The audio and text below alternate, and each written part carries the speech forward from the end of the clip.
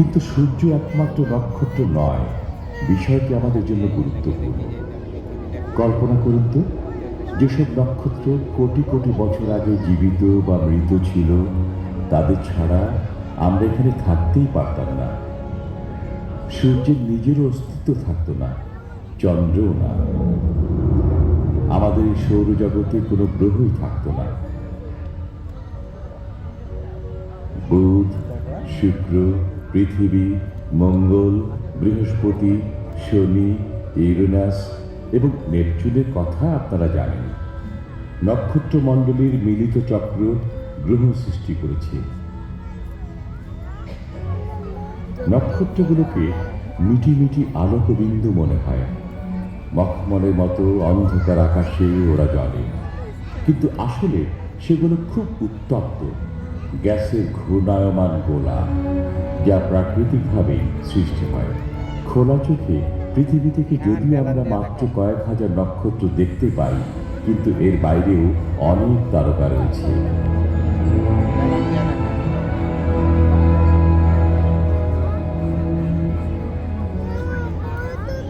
সম্প্রতি বিজ্ঞানীরা বিশ্ব ব্রহ্মাণ্ডের 3টি মাত্রা নিরূপণ করেছেন। তারা আমাদের নিজস্ব ছায়াপথ সৌরজগতে শত কোটি নক্ষত্র দেখার সুযোগ করে দিয়েছেন। সৌরজগতের নিচেই বিশ্ব ব্রহ্মাণ্ড।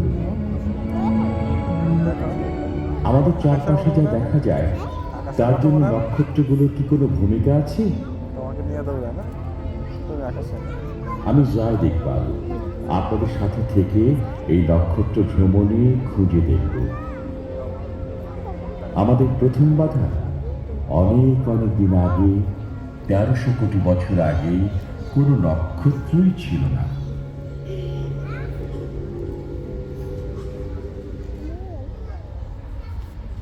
কেবল ঘন পদার্থের অদৃশ্য কোনো বস্তু ছিল, এবং এর মধ্যে ছিল হাইড্রোজেন ও হিলিয়াম গ্যাস।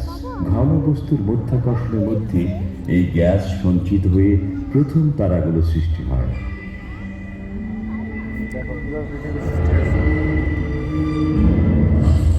কিন্তু এই তারাগুলো দীর্ঘস্থায়ী ছিল না, সেগুলো ছিল অনেক বড়। তারকাগুলো দ্রুত উত্তপ্ত হয়ে অতি দ্রুতই নিঃশেষ হয়। সেগুলো উত্তপ্ত হয়ে ওঠার পর আশেপাশে গ্যাস ছড়িয়ে পড়ে এবং জ্বালানি ফুরিয়ে যায়। শেষ পর্যন্ত সেগুলোর মারাত্মক বিস্ফোরণ ঘটে। এগুলোকে বলে সুপারনোভা। দেখুন, আরো একটি সৃষ্টি হচ্ছে, এবং এটি চলে যাচ্ছে হাইড্রোজেন ও হিলিয়ামের সাথে অক্সিজেন ও কার্বনের মতো নতুন কিছু যোগ করে প্রথম নক্ষত্রগুলো সবকিছু বদলে দেয়।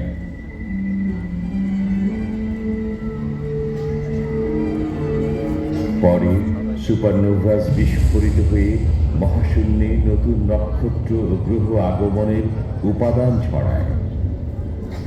শুনতে অবিশ্বাস্য মনে হলেও সত্যি যে প্রায় 1300 কোটি বছর আগে সর্বপ্রথম নক্ষত্র সৃষ্টি হয়েছে। আপনার শরীরে রয়েছে এই নক্ষত্রের প্রায় 1 চা চামচ শক্তি।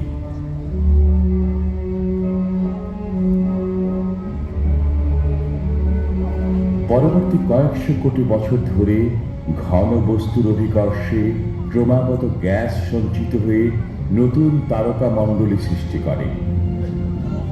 বিশ্ব ব্রহ্মাণ্ডের অন্য যে কোনো ইতিহাসের তুলনায় তারকাগুলো অতি দ্রুত সৃষ্টি হয়েছে।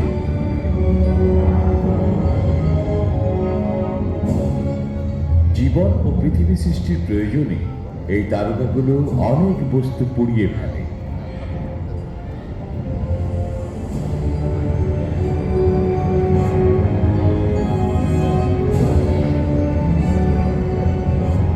যখন আমাদের নিজস্ব ছায়াপথ সৃষ্টি হয়, তখন সেই ছায়াপথ অন্যান্য ক্ষুদ্র ছায়াপথ এবং গ্যাসের প্রভাব ছাড়িয়ে নিজেকে প্রকাশ করে।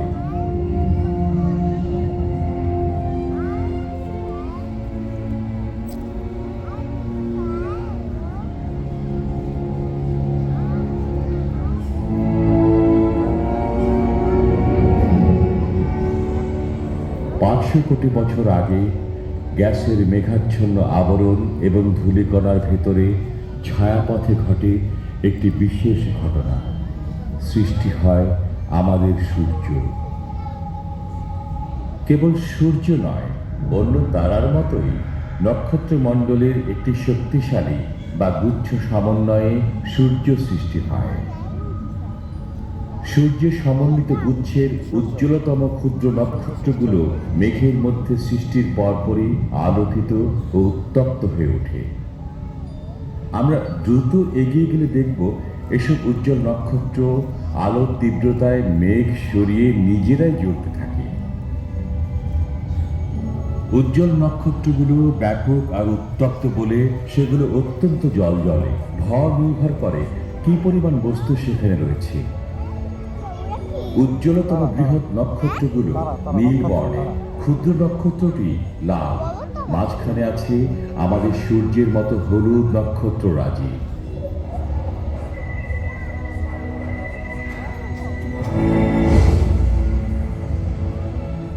এবারে নক্ষত্রের শক্তির কথা বলি। সুপারনোভাসের মতো নক্ষত্র বিস্ফোরিত হয়।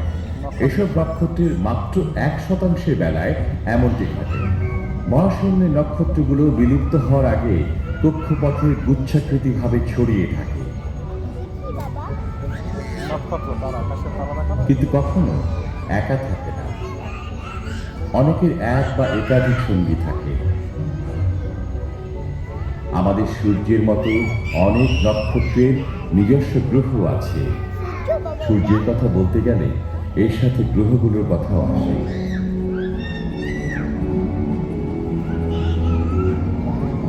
আমরা নক্ষত্রমণ্ডলীর সৃষ্টি রহস্য দেখেছি, যা এই গ্রহগুলোর সৃষ্টিতে সাহায্য করেছে। এখন সূর্যের শক্তির উপর এদের ভবিষ্যৎ নির্ভরশীল। কিভাবে শক্তি উৎপন্ন হয় তা খুঁজে বের করতে হলে 450 কোটি বছর এগিয়ে যেতে হবে।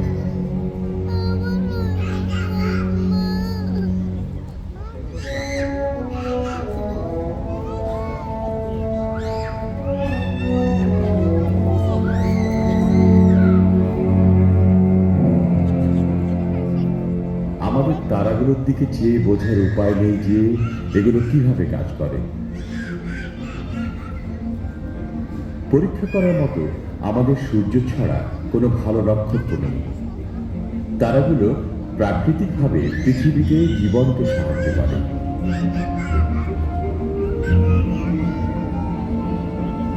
পৃথিবীর অনতি দূরে সূর্যের কক্ষপথের 3টি উপগ্রহ থেকে ছবিগুলো নেওয়া হয়েছে। এখানে সূর্যের বাইরের পরিবেশ দেখা যাচ্ছে। এর নাম করোনা। বাইরের ধাপগুলো ক্রমাগত সৌর হাওয়ায় মিলে গেছে।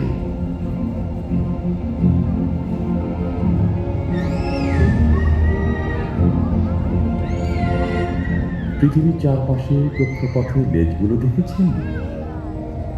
ওরা উপগ্রহের পথ দেখায়। এতে কয়েকটি সূর্যের খেয়াল রাখে, কয়েকটি আবহাওয়া বা টেলিভিশন সম্প্রচার ও জিপিএস সংকেতের দিকে নজর দেয়।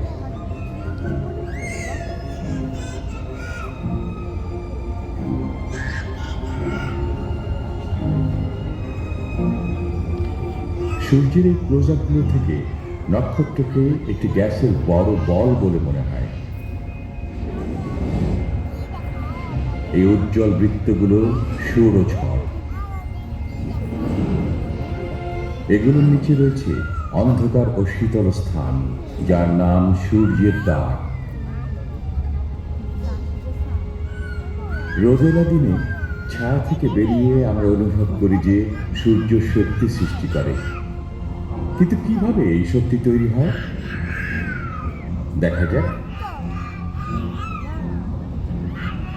এটি সূর্যপৃষ্ঠের ঠিক নিচের প্রবাহ, পানির ফুটে ওঠার আগের মুহূর্ত। আরো গভীরে গেলে দেখা যাবে গ্যাস থেকে উৎপাদিত বিদ্যুৎ চক্রাকারে সূর্যের শক্তি বাইরে ছড়িয়ে দেয়। বিশ্ব ব্রহ্মাণ্ডের অন্যতম শক্তিশালী প্রক্রিয়ার মাধ্যমে এই শক্তি সূর্যের কেন্দ্রে উৎপন্ন হয়।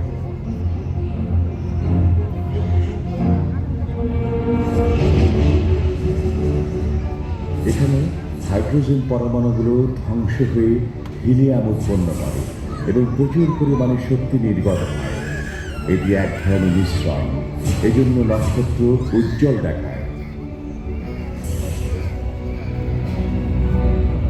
মিশ্রণের ফলে গ্যাসের বাইরের চাপ এবং ভেতরে অভিকর্ষ তারের মধ্যকার ভারসাম্যে নক্ষত্র সৃষ্টি হয়। নক্ষত্র কিন্তু অন্য অনেক নক্ষত্রের মতো সূর্য আলোকোজ্জ্বল। ঘূর্ণায়মান প্রবাহ যে বিশাল চৌম্বকীয় ক্ষেত্র তৈরি করে তা এই রেখাগুলো দিয়ে দেখানো হয়েছে। চৌম্বকীয় ক্ষেত্র রেখাগুলো একত্রিত হলে সানস্পট বা সূর্যদাগ সৃষ্টি হয়। কিছু কিছু সূর্যদাগ পৃথিবীর চেয়েও বড়।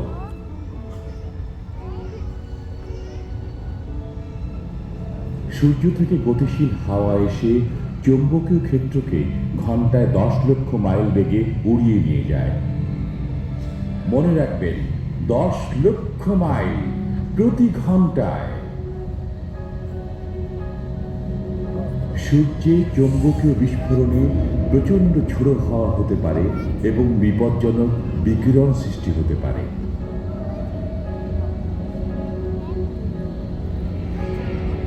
সৌরঝড়ে টেলিভিশন সংকেত ক্ষতিগ্রস্ত সহ অন্ধকারও নেমে আসতে পারে। ভাগ্যক্রমে পৃথিবীর নিজস্ব চৌম্বকীয় ক্ষেত্র প্রায় সব সময় আমাদের রক্ষা করে। এই ঝোড়ো হাওয়া কেবল উত্তর এবং দক্ষিণ মেরুতে বইতে থাকে। এর ফলে দেখা যায় আলোর প্রভাব।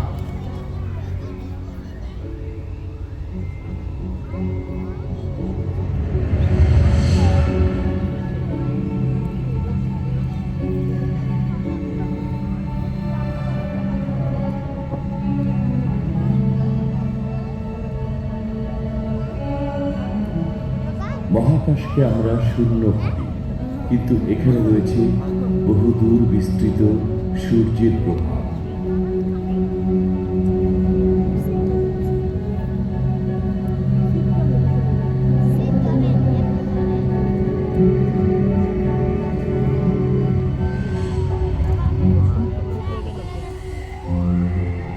আরেকটি গ্রহ শনি, সেখানেও চৌম্বকীয় ক্ষেত্র রয়েছে। শনি গ্রহে রয়েছে নিজস্ব আলো।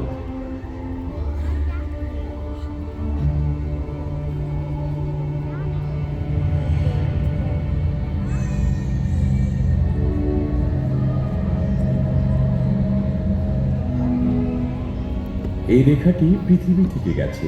এটি ভয়েজার 1-এর পথ। 1977 সালে এটি উৎক্ষেপণ করা হয়েছিল।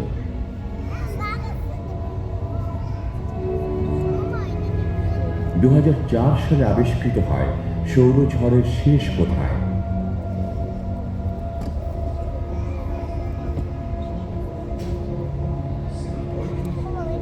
পঞ্চান্নটি ভাষায় প্রশংসিত ভয়েজার নক্ষত্রমণ্ডলীর উদ্দেশ্যে যাত্রা করেছিল। সেখানে কিছু আছে কিনা তা দেখাই ছিল যাত্রার উদ্দেশ্য।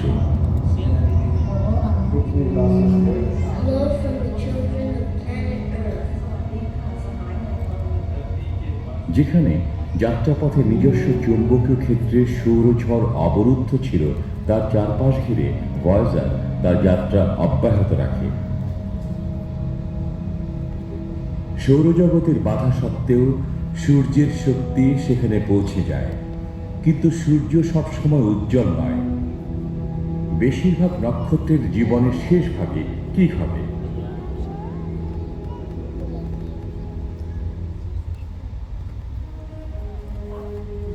প্রায় 500 কোটি বছর পর ছায়াপথ তার নিকটবর্তী সৌরজগৎ অ্যান্ড্রোমিডাতে বিলীন হয়ে যাবে। তখন সূর্য হয়ে উঠবে এক লোহিত দানব। প্রায় সব তারকার জীবনের শেষ ভাগে এমনই হয়। এটি পৃথিবীর বহিরাবরণ। ভয় নেই, অনেকদিন পর মানুষ হারিয়ে যাবে, অথবা আমরা কেবল কল্পনাই করতে পারি।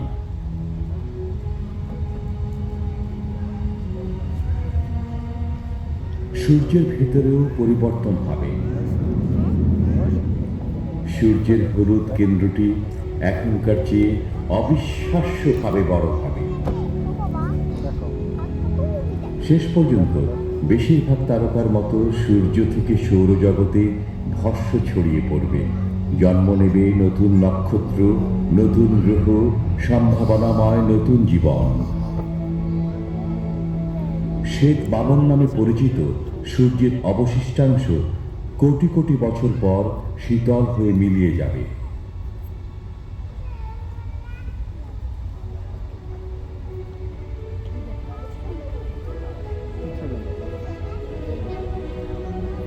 তো আমরা কিভাবে এত সব জেনেছি? অতীতে এগুলোতে কি ঘটেছে এবং ভবিষ্যতে কি ঘটবে বিশ্বব্যাপী বিজ্ঞানীরা নক্ষত্র পর্যবেক্ষণ করে নির্ণয় করেছেন। নক্ষত্রপুঞ্জের মধ্যে কালপুরুষ ও অন্যান্য নক্ষত্রের কিভাবে জন্ম হয়েছে বিজ্ঞানীরা তা জেনেছেন। এখন আপনিও জানবেন এবং দেখবেন।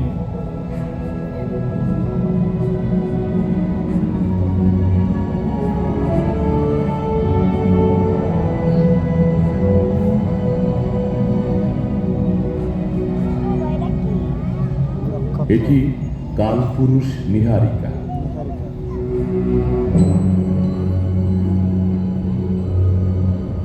অশ্রুকণার আকারে গ্যাস ও ধূলিকণার মেঘগুলো শিশু তারার মতো দুলছে।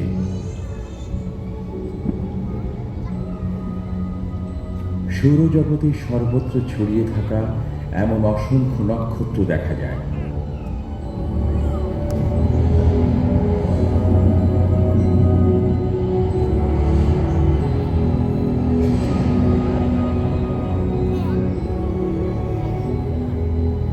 এসব শিশু নক্ষত্র ঘিরে থালার মতো যারা আছে তারা এক সময় গ্রহে পরিণত হবে।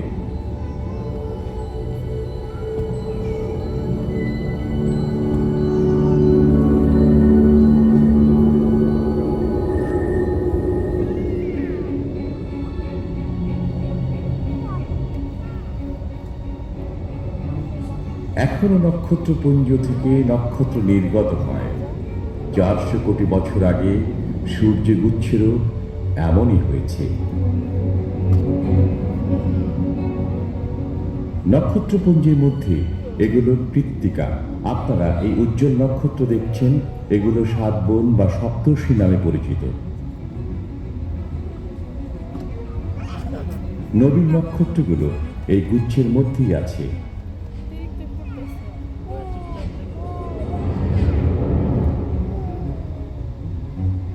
তারকাগুলো তাদের জীবন শেষে বেরিয়ে আসে।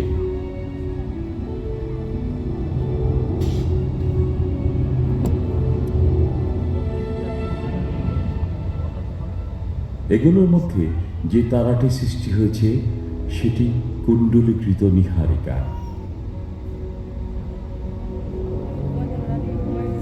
নক্ষত্রের অন্তঃস্থল, যা একটি পূর্ণবয়স্ক জলহস্তির ওজনের মতো হয়, সে যেন ইতিমধ্যে শ্বেত অংশে আবৃত হয়েছে।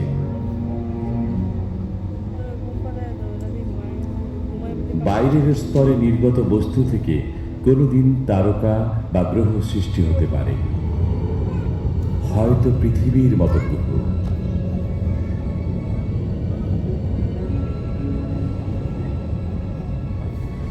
অথবা এটি কোনো সামগ্রী তৈরিতে যে সহায়ক হতে পারে, বিজ্ঞানীরা সম্প্রতি তা আবিষ্কার করেছেন। এটি গ্লিস 229, লাল বর্ণের ক্ষুদ্র তারাটি পৃথিবী থেকে দূরে নয়। কক্ষপথে ঘূর্ণায়মান বিচিত্র তারকাটি বড়ই অদ্ভুত। একে বলা হয় বাদামি বামন। নক্ষত্রমণ্ডলীর মতো বাদামি বামনগুলো অসংখ্য, তবে প্রকৃত তারকার মতো এগুলো থেকে ব্যাপক গলিত হাইড্রোজেন নির্গত হয় না। বাদামি বামন আবিষ্কৃত হওয়ায় বোঝা যায় আমাদের কল্পনার চেয়েও মহাজাগতিক পরিবার বৈচিত্র্যময়। কে জানে এরপর কি ঘটবে।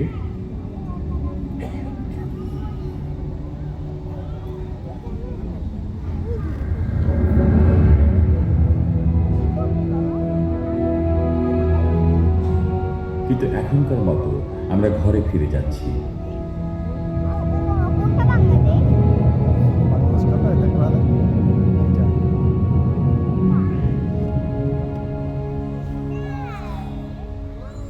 একটি তারা বেছে নিন তো, যে কোনো তারা, খুব কাছ থেকে দেখুন তো। এর রং কি বলতে পারেন? এটি কি সদ্যজাত নাকি পুরনো? আসলে বিশ্ব ব্রহ্মাণ্ডের মতো সুপ্রাচীন অনেক তারা আছে। আমরা নক্ষত্র সম্পর্কে অনেক জেনেছি, বলা যাবে না দেখো এটা